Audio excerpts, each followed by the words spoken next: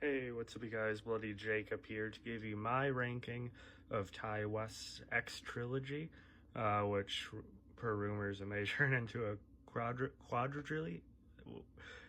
4 movies is what it might turn into, okay? But as of now, it is a trilogy. We just had Maxine come out. I just rewatched X myself, so I thought I'd just quickly kind of lay out how I rank them. But yeah, let's get into it. And coming in at number 3 is Maxine. Now, while it's one I've only watched once, and there is a chance it could warm up to me a little bit more over time, it is definitively number 3 for me, at least for now. And while Mia Goth is still indisputably very good in this movie, and it's just, fun to see her in this part, in this, world per se, again. The whole movie, even from the get-go, before I seen anything, just seemed unnecessary. There are threads to continue Maxine's story, sure, but it just never fully felt needed to tell. And while I appreciate the era and how it's shot and the look of it and everything aesthetically, it just never showed me anything that really warranted it. I thought some of the surrounding performances were kind of awkward.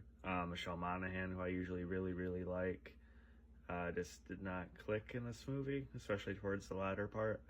And then the reveal, while kind of being on the nose, I also thought was not very well acted in the finale. It just did not work. I think the ending for Maxine herself is cool. So there's that, but again, it's almost one of those, if it wasn't for Mia Goth, I'd almost forget it exists when thinking about the other 2 movies.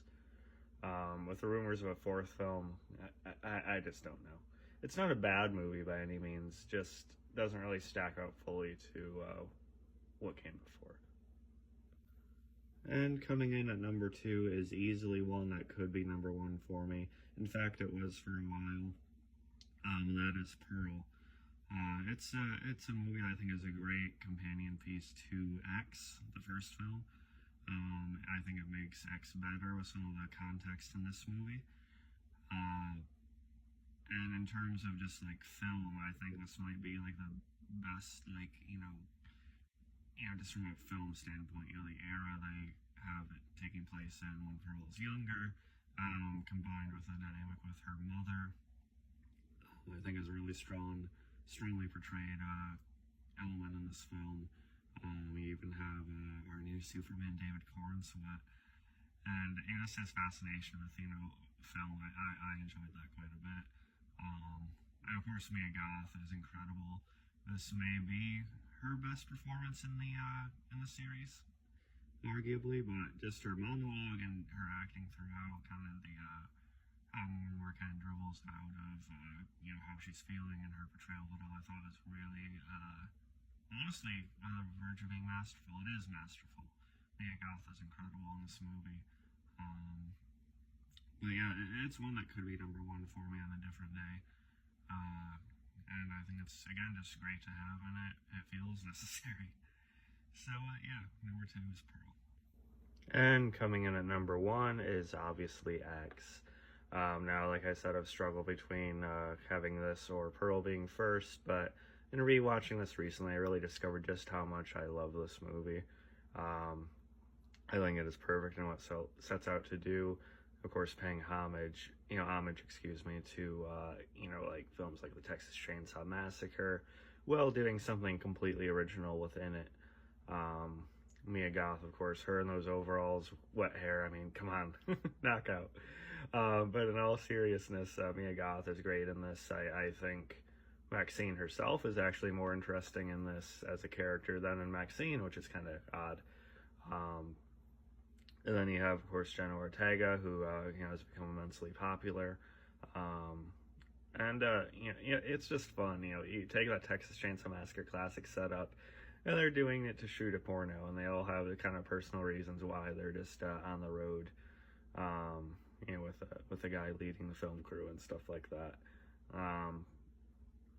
And surprisingly, it takes that slasher. It's again a tribute to slasher films. But you take that, and there's just that bit of depth and nuance and heart to it especially during Brittany Snow's landslide that plays, and you get that shot of Pearl, older Pearl looking at herself in the mirror, and again, given the context from the prequel itself, it actually hits a little bit, and things of course still play out in a twisted, violent, just fun way they do, and that's another thing. The film's sense of humor, it's really organic, and there are genuinely moments where I actually laughed. And there's more than one satisfying kill in this movie. I think it is brilliantly shot and just aesthetically so just on point completely. I think it's a seamless movie. I can't really think of an issue with it. And and again, just the makeup. Of course, Mia Goth's dual roles as both Maxine and an older Pearl. I still see people talking about today that don't realize it was even her under all that, older makeup. I knew it from the get-go, but it still looks, pretty impressive. And Goth is just, again, incredible. So, let me know what your guys' ranking is. And again, mine could shift a little bit. I could warm up to Maxine a little bit, but I doubt it's ever going over X or Pearl. But I love X and Pearl very, very much. So I don't really have an issue with either of those being 1 or 2. So, what do you guys think?